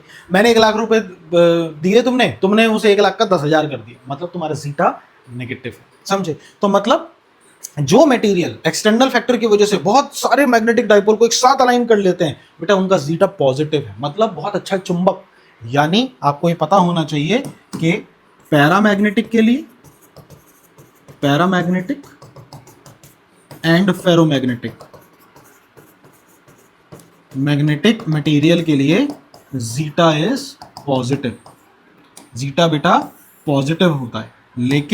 लेकिन आपका जो डायामैग्नेटिक होते हैं, अभी बताऊंगा ये भी क्या होते हैं, जो आपके डायामैग्नेटिक मटेरियल होते हैं, जैसे तुम, मैं, पानी, ये सब, इनके लिए बेटा आपका जो जीटा होता है बेटा ये नेगेटिव होता है। क्या आप ये बात समझे?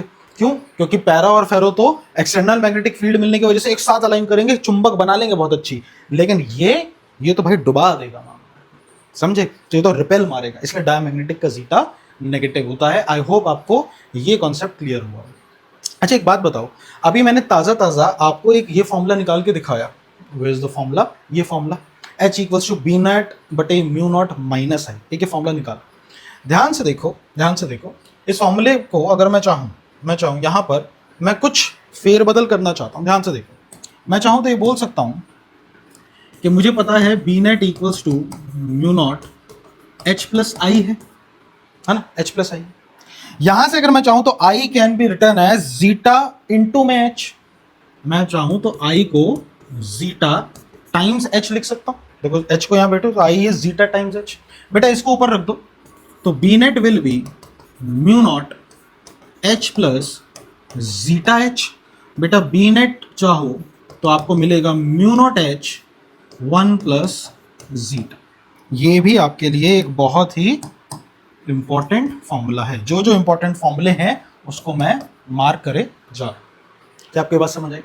अच्छा फर्स्ट करो वैक्यूम में हो, वैक्यूम में का मतलब सोचो, वैक्यूम में तुम मैग्नेटिक फील्ड लेके आ गए और तुम देख रहे हो कि वैक्यूम में मैग्नेटिक फील्ड लेके आ गए, अभी मैग्नेटाइज करो। अबे किसको कर रहे हो मैग्नेटाइज? है ही नहीं वहां पर कुछ, तो आई की वैल्यू कुछ बढ़ ही नहीं पाएगा भाई। जब कोई है ही नहीं तो क्या ही मैग्नेटाइज करोगे, कितना ही मैग्नेटाइज करोगे, समझो? मतलब मैं फंडिंग लेके खड़ा हूं और मैं बस रोड पे खड़ा हो गया कि कोई आ जाओ, ले लो फंडिंग ले लो, अबे कोई है ही नहीं तो मेरा पैसा क्या बढ़े क्या घटेगा? क्या आप ये बात समझे? इसका मतलब आप ये बोल सकते हो कि for vacuum zeta equals to 0। अगर जीटा इक्वल्स टू 0 है तो आप बोल सकते हो कि B net will be simply mu not H. किसके लिए? फॉर वैक्यूम के लिए। क्या आप ये बात समझे? मतलब जो मैग्नेटिक फील्ड होगी वैक्यूम के लिए वो म्यू नॉट टाइम्स एच भी बोली जा सकती है। लेकिन अगर कोई मीडियम आ गया, लेट्स से कोई मीडियम आ गया, तो मैं इसको लिख सकता हूं कि फॉर एनी मीडियम अगर कोई मीडियम आ जाए तो मैं इसको लिख सकता हूं B net will be mu M times H. Sorry मैंने म्यू नॉट लिख दिया गलती से, म्यू एम टाइम्स एच। बेटा म्यू एम क्या है?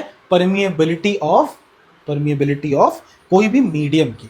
अब यहीं से हमको पता करना है कि परमिएबिलिटी क्या है। ऑल्दो मैंने पहले परमिएबिलिटी समझा रखा है, लेकिन आई होप मैग्नेटिक सस्पेक्टेबिलिटी आपको समझ आया होगा। आइए इसके बेसिस पे अब समझते हैं परमिएबिलिटी क्या है। दिस इज मैग्नेटिक परमिएबिलिटी, जिसको बोलते हैं हम mu M, magnetic permeability of medium, ये म्यू एम है, ठीक है ना? अब ये म्यू एम क्या है? ये म्यू एम बेसिकली क्या है? मैग्नेटिक परमिएबिलिटी को हम डिफाइन करते हैं। अगर मैं चाहूँ तो इसको यहाँ से ऐसे भी डिफाइन कर सकता हूँ, ध्यान से देखो, मैं अगर चाहूँ तो इसको यहाँ से ऐसे भी डिफाइन कर सकता हूँ। देखिए मेरे पास ये फॉर्मूला आ गया, B net is mu not times H, तो मैं म्यू नॉट भी डिफाइन कर सकता हूँ बी नेट बटे एच, हाँ या ना? बी नेट बटे एच। तो मैं मैग्नेटिक परमिएबिलिटी को ऐसे भी डिफाइन कर सकता हूँ कि magnetic permeability mu is B बटे एच। यहाँ पे दे भी रखा होगा, it is defined as the ratio of magnetic induction B inside the magnetized substance to the magnetic intensity. I hope ये आपको समझ आया होगा ये कैसे आया। ठीक है। अगर ये मीडियम के लिए डिफाइन होगी तो B बाय एच, BM बटे एच, इसको आप ऐसे भी सिंपली बोल सकते हो। मीडियम के लिए भी आप इसको इजीली डिफाइन कर सकते हो। ठीक है। इसकी एसआई यूनिट क्या होती है मैग्नेटिक परमिएबिलिटी की? वेबर पर एम्पियर मीटर, ये आप यहाँ पे बना सकते हो। देखो मैग्नेटिक फील्ड की आपको ये पता है, मैग्नेटिक फील्ड की क्या होती है? टेस्ला। इसकी क्या है? टेस्ला में भी बता सकते हो, ये होती है टेस्ला। और एच की क्या होती है? एम्प। एच की एम्प, एम्पियर पर मीटर, तो एम्पियर पर मीटर का मीटर ऊपर जाएगा तो टेस्ला मीटर पर एम्पियर, टेस्ला मीटर बटे एम्पियर का इनवर्स। ठीक है ना। तो ये इसकी मैंने आपको यूनिट निकाल के दिखाई है, वेबर में इसकी यूनिट यहाँ पर ऑलरेडी दे रखी है।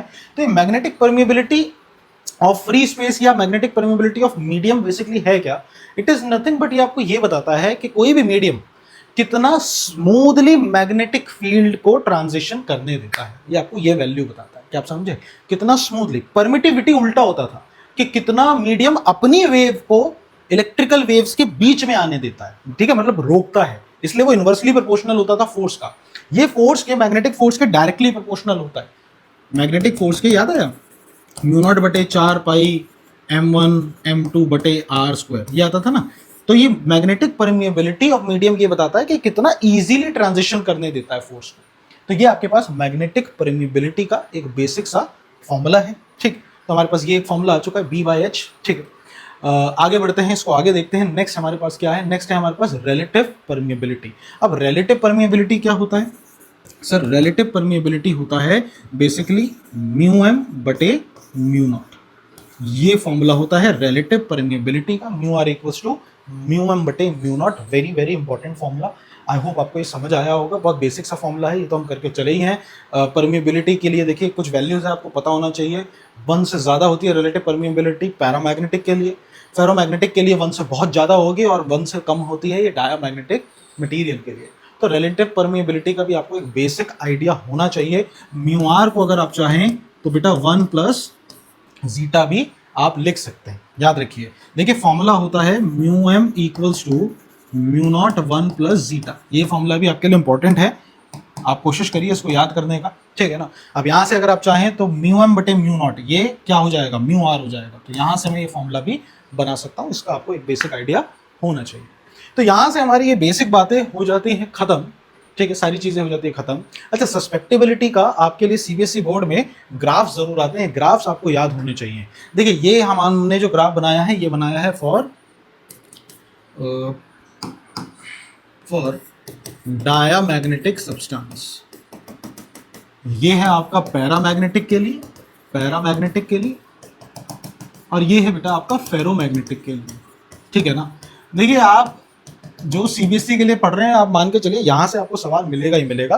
तो आपको डायामैग्नेटिक, पैरामैग्नेटिक और फेरोमैग्नेटिक मटेरियल के ग्राफ आपको पता होना चाहिए। ध्यान से देखिए, डायामैग्नेटिक के लिए टेम्परेचर बढ़ने पर जो जीटा की वैल्यू है वो कांस्टेंट ही है, मतलब टेम्परेचर पे डिपेंड ही नहीं करती। किसके लिए? डायामैग्नेटिक के लिए। लेकिन पैरामैग्नेटिक के लिए और फेरोमैग्नेटिक जो है वो टेम्परेचर पे डिपेंड करता है। इस ग्राफ को, ये इंपॉर्टेंट ग्राफ है। ये टी क्या है, इसको टीसी क्या लिखा है, इसको बोलते हैं क्यूरी टेम्परेचर। ये है क्या, इसको अभी आगे देखेंगे। ठीक है, ये क्या है थोड़ा सा आइडिया मैं आपको इसका दूंगा, लेकिन ये आपके लिए इंपॉर्टेंट है, इसको प्लीज याद कर लीजिएगा। ठीक है, आइए आगे बढ़ते हैं।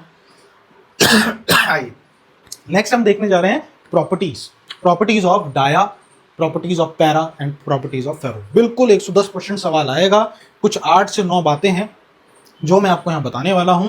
मैं आपको सजेस्ट कर रहा हूँ आप सिर्फ इन बातों को ध्यान से देख लीजिए। अगर आपको ये समझ आ गई ना, तो आप बाकी जो 2 बचे हुए हैं फेरो और पैरा, आप उसकी खुद बना लेंगे। ठीक है, ध्यान से देखिए। देखिए डायामैग्नेटिक सब्सटेंस कौन है? जैसे पानी, ये सारा पानी के एग्जांपल है।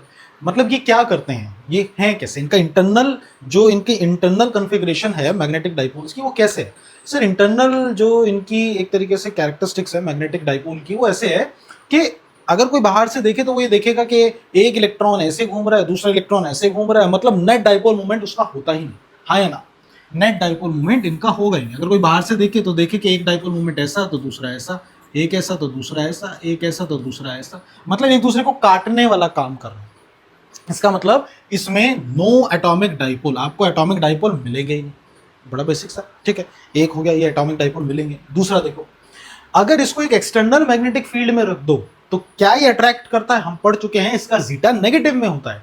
तो ये अट्रैक्ट तो करने से गया, ये उल्टा ये रिपेल मारता है भाई। तो इसका मतलब ये रिपेल करेगा एक्सटर्नल मैग्नेटिक फील्ड में। लेकिन क्या बहुत स्ट्रांगली रिपेल करता है? नहीं, वीकली। हल्का फुल्का रिपेल, तो दे आर वीकली रिपेल्ड, ये वीकली रिपेल करते हैं। क्या आप ये बात समझे?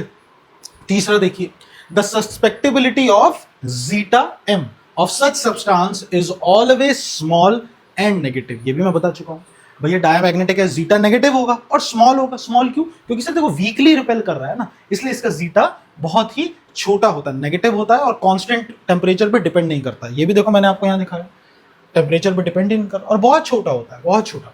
ठीक है, बहुत छोटा। कितना छोटा? लगभग लगभग लगभग लगभग ये रहा ना, इसका जीटा होता है 10 की पावर -3 से लेके 10 की पावर -6, बहुत छोटा होता है। ये वैल्यू होती है जीटा की। चौथा पॉइंट देखिए, it's relative permeability slightly less than 1। ये भी अभी पीछे दिखाया था कि जो म्यू आर होता है इसका, वो 1 से थोड़ा सा छोटा होता है, छोटा ही होता है। ठीक है ना? अच्छा आगे देखिए, इन नॉन यूनिफॉर्म मैग्नेटिक फील्ड, अगर एक नॉन यूनिफॉर्म मैग्नेटिक फील्ड में इसको रख दिया जाए तो भाई ये रिपेल करेगा। अगर ये रिपेल करेगा तो ये कहां से कहां जाना चाहेगा? क्या ये स्ट्रॉन्ग के पास जाना चाहेगा? ना, ये तो उससे दूर जाएगा, रिपेल कर रहा है। तो in non uniform magnetic field this substance move from strong to weak part, strong से वीक पार्ट की तरफ बेटा ये मूव होगा। जीटा का जो मैंने ग्राफ पीछे बनाया था वो भी आपके लिए यहां बना रखा है, जिससे पता चलता है कि ये टेम्परेचर पे डिपेंड नहीं करता। ठीक, आइए नेक्स्ट पे आते हैं। Magnetic field lines become less dense. ये देखिए मैग्नेटिक फील्ड में रखा हुआ है, इसके अंदर देखिए लेस डेंस है, अंदर से तो जाने से रही बल्कि इससे दूर होके जा रही है क्योंकि रिपेल कर रहा है ना, तो इसलिए लेस डेंस है। बहुत इंपॉर्टेंट है, ये भी आपको डायग्राम पता होना चाहिए। नेक्स्ट पे आइए, मैग्नेटिक एग्जांपल्स ऑफ, इसके एक एग्जांपल डाल दिए मैंने, अभी बताया था बिस्मथ, एंटीमनी, गोल्ड, वाटर, ये सारे एग्जांपल हैं इसके। लास्ट पॉइंट है इसका आई वर्सेस एच कर्व। इसका आई वर्सेस एच कर्व बेटा कुछ ऐसे बनता है, नेगेटिव की तरफ जाता है। क्यों? क्योंकि जीटा नेगेटिव है ना, I equals to zeta times H. अब अगर जीटा नेगेटिव है, जीटा अगर नेगेटिव है तो नेगेटिव की कुछ वैल्यू रहेगी, तो I equals to negative minus H, समझे, इक्वल्स टू माइनस एच हो जाएगा। तो इसलिए इसका ग्राफ नीचे की तरफ जाएगा, लीनियर ग्राफ। क्या आप ये बात समझे? क्या आप ये बात समझे? आपको ये ग्राफ समझ आया? तो ये तीनों चीजें आपके लिए इंपॉर्टेंट है और ये पॉइंट्स इंपॉर्टेंट है।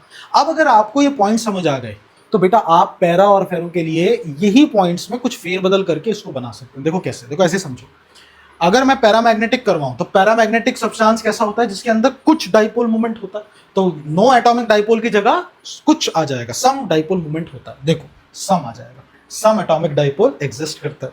नेक्स्ट देखो, दे आर वीकली रिपेल्ड। क्या डायमैग्नेटिक तो रिपेल करता है, लेकिन पैरामैग्नेटिक ये अट्रैक्ट करता है। कैसे? बहुत स्ट्रांगली नहीं, ये भी वीकली करता है लेकिन अट्रैक्ट करता है। तो यानी यहां वीकली रिपेल्ड की जगह वीकली अट्रैक्टेड आ जाएगा। क्या आप ये बात समझे? बहुत बेसिक सी बात है। अच्छा इसका जीटा कैसा होगा? इसका जीटा पहले बताओ, इसका जीटा कैसा था? नेगेटिव था, नेगेटिव था इसका जीटा, वैल्यू बहुत कम थी। ठीक है ना, क्योंकि रिपेल कर रहा था। लेकिन पैरामैग्नेटिक तो अट्रैक्ट कर रहा है, तो उसका जीटा पॉजिटिव होगा। अच्छा स्ट्रांगली या वीकली? सर वीकली करता है, तो इसका मतलब वैल्यू तो कम ही होगी लेकिन पॉजिटिव होगा, मतलब 10 की पावर -3 से 10 की पावर -6 ही होगा, लेकिन वैल्यू जो है वो पॉजिटिव में होगी इसकी। क्या आप ये बात समझे? तो ये बात आ गई। अच्छा नेक्स्ट देखिए, relative permeability slightly less than 1। इसकी रिलेटिव परमिएबिलिटी 1 से स्लाइटली कम थी, तो इसकी 1 से स्लाइटली ज्यादा होगी, देखो slightly greater than 1 relative permeability. अच्छा एक बात और, क्योंकि इसका जीटा देखो, इसका जीटा कैसा है? पॉजिटिव है। तो अगर मैं इसका टेम्परेचर का ग्राफ बनाऊं कि भैया एक टेम्परेचर का ग्राफ में जीटा कैसे बिहेव करता है, तो देखो कुछ ऐसे करता है, जैसे जैसे टेम्परेचर बढ़ेगा सस्पेक्टेबिलिटी कम होती जाएगी। कम होने का मतलब ये अपनी मैग्नेटिज्म को लूज करता जाएगा। तो ये ग्राफ भी आपके लिए इंपॉर्टेंट है। अच्छा और देखो नेक्स्ट, और हमने क्या पढ़ा था? In non uniform magnetic field the substance move from stronger to weak. क्योंकि रिपेल कर रहा है तो स्ट्रॉन्ग से वीक, लेकिन अगर अट्रैक्ट कर रहा है तो वीक से स्ट्रॉन्ग की तरफ जाएगा। देखो वीक से स्ट्रॉन्ग, देखो in non uniform magnetic field this substance move from weak to strong part, weak से स्ट्रॉन्ग पार्ट की तरफ। अच्छा मैग्नेटिक फील्ड लाइंस डाया में कैसी थी? बहुत वीक होती थी, बहुत ही लेस डेंस थी। इसमें देखो बहुत ज्यादा डेंस है, देखो कितनी ज्यादा अंदर से जा रही है। इसमें देखो कैसे दूर से जा रही है, इसमें देखो कैसा बढ़िया चिपक के जा रही है, बिल्कुल अंदर से होते हुए जा रही है। उसके बाद बेटा एग्जांपल्स आ गए, इसके एग्जांपल्स याद कर लेना, कोई बड़ी बात नहीं। Next I versus H curve. भैया जीटा पॉजिटिव है तो आई वर्सेस एच भी आपका पॉजिटिव है और लीनियर ही बनना है। ये हो गया बेटा आपका। अगर आपको ये पैरामैग्नेटिक आ गया तो फेरोमैग्नेटिक कौन सा मुश्किल है? उसमें पैरामैग्नेटिक का एग्जैजरेटेड केस है, मतलब चीजों को बहुत बड़ा चढ़ाकर लिखना है। जैसे इसमें सम एटॉमिक डाइपोल है, उसमें तो ऑलरेडी बहुत ज्यादा एटॉमिक डाइपोल मूवमेंट होती है, इसमें तो बहुत एटॉमिक डाइपोल्स होते हैं। दूसरा, ये स्ट्रांगली अट्रैक्टेड है, अट्रैक्ट तो है, वो कैसा था, वीकली अट्रैक्टेड, वीकली की जगह स्ट्रांगली कर दो, तो देखो स्ट्रांगली अट्रैक्टेड है इन मैग्नेटिक फील्ड। इसकी सस्पेक्टिबिलिटी की वैल्यू कितनी है सर, पॉजिटिव है और बहुत ज्यादा है, लगभग लगभग 10 की पावर 3 होती है, मतलब 1000 होती है। तो जीटा की वैल्यू ऑलमोस्ट 1000 के बराबर है और पॉजिटिव है। इसकी रिलेटिव परमिएबिलिटी 1 से बहुत ज्यादा है। म्यू आर की वैल्यू क्या होती है, 1 प्लस जीटा, मतलब ऑलमोस्ट 1000 ही है म्यू आर इसकी वैल्यू।